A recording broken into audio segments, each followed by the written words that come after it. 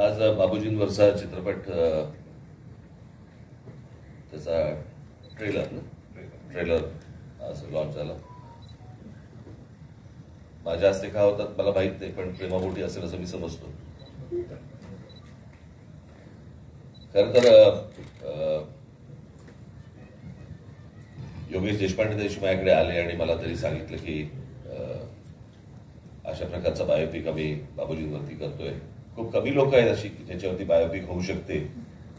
आता ही बायोपिक कशी झाली मला कल्पना नाही, पण गाडगीळ मी आपल्याला एक गोष्ट सांगतो. यांची दागिना दिसेल तिकडे गाडगीळ पोचतात एवढं नक्की माहिती मला. त्याच्यामुळे उत्तम चित्रपट झाला असावा.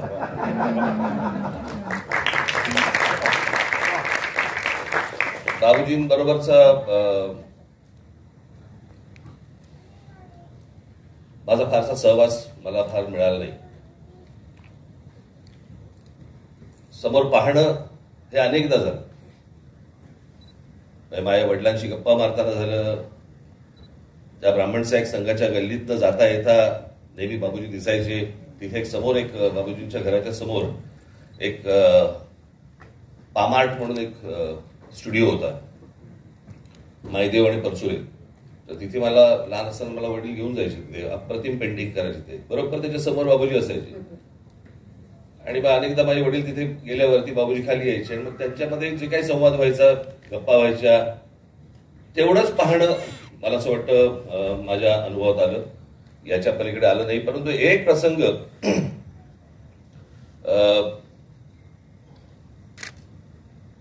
बाबूजींची गाणी काय होती, बाबूजी काय होते, किंवा एक अशा प्रकारचा एक प्रसंग मला अनुभवायला मिळाला. आणि तो म्हणजे दीदींची 75 होती आणि त्या 75 निमित्त अंधेरी स्पोर्ट्स कॉम्प्लेक्सला कार्यक्रम होता. आणि त्या कार्यक्रमाला बरेच जण होते. मी होतो, उद्धव होता, अर्थात दीदी होत्या. पण लालकृष्ण अडवाणीजी तिकडे त्या कार्यक्रमाला आले होते. आणि मग प्रत्येकाचे काही भाषण बिषण वगैरे सगळं चालू होतं. अचानक माझा हात कोणीतरी खेचला. पण मी असं बघितलं तर माझ्या एक जण सोडून अडवाणीजी उभे होते आणि मला म्हणाले इकडे. मी जवळ गेलो. मला म्हणाले दीदींना सांगशील का की ज्योती कलश छलके म्हणतील का त्या. मला म्हणायचं की इतर कोणाचं ऐकतील असं वाटत नाही. काय लोकांचे गैरसमज असतात. म्हटलं मी प्रयत्न करतो. आणि मी दीदींपाशी गेलो. दीदीला म्हटलं की असं असं आठवणीजी म्हणतात की ज्योती कलश छलकेच्या 1-2 ओळी तुम्ही म्हणाल का. त्यांनी दीदींनी असं हळूच अडवाणीजींकडे बघितलं, माईक हातामध्ये घेतला आणि ते गाणं म्हणायला त्यांनी सुरुवात केली. 4 ओळी काय म्हटल्या असेल, मोकळा म्हटला असेल. म्हणायला सुरुवात झाली. मी असा उभा होतो. तोपर्यंत तो मधला माणूस बाजूला गेला होता. माझ्या बाजूला अडवाणीजी उभे होते. आणि आता काय दीदी गातात म्हटल्यानंतर आपण ती गोष्ट अनुभवतो. मला हुंदक्याचा आवाज ऐकू यायला लागला. मी असं बघितलं तर माझ्या बाजूला अडवाणीजी रडत होते. बरं, आता वयाचं अंतर इतकं की आपण असं विचारू शकत नाही का बरं रडताय. मी सोडून दिलं ते. कार्यक्रम संपला वगैरे. वर्षभरानंतर मला पुन्हा एकदा अडवाणीजींबरोबर भेटण्याची वेळ संधी मिळाली. दिल्लीत होतो मी. आणि त्यावेळेला मला असं वाटतं मी 15-1 वर्षापूर्वीची गोष्ट असेल, 15 जास्तीच. त्यावेळेला फारशी छळायचे नाहीत. कुठे चाललात, कोणाला भेटताय, काय करताय, त्याला सहज आपलं कोणालाही भेटता यायचं.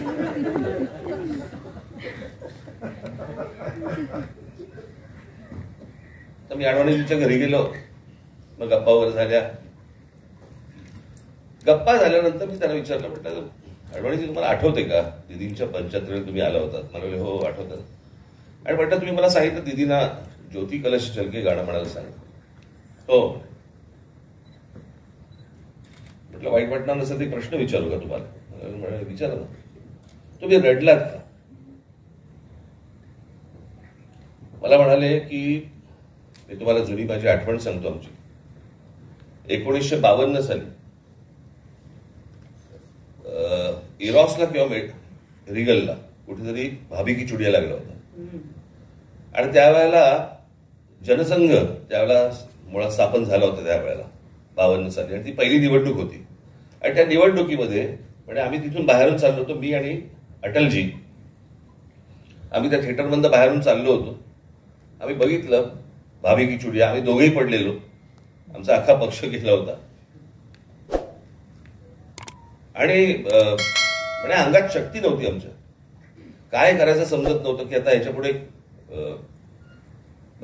राजकीय पक्ष राजकारण आहे, कसं करायचं, काय पुढे कसं जायचं. म्हटलं जाऊ दे जाऊ. आम्ही त्या चित्रपटाला बसलो. त्या चित्रपटाला बसल्यानंतर हे जेव्हा गाणं ऐकलं, ते ऐकून बाहेर पडल्यावरती आम्हाला नवीन उर्मी आली.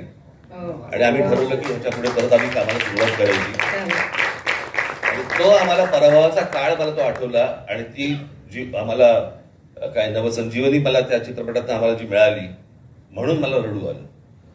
मला असं वाटतं की हे अडवाणींचं म्हणणं किंवा बोलणं हीच बाबूजींच्या संगीताची किंवा त्यांच्या गाण्याची ताकद सांगून जाते. एखाद्या व्यक्तीला नवसंजीवनी मिळणं आणि नवीन काहीतरी कार्य सुरुवात करायला लावणं हीच बाबूजींची ताकद होती. गाणी आजपर्यंत अनेकदा ऐकली, गातानाही ऐकलं, परंतु भेटण्याचा योग फार काही आला नाही.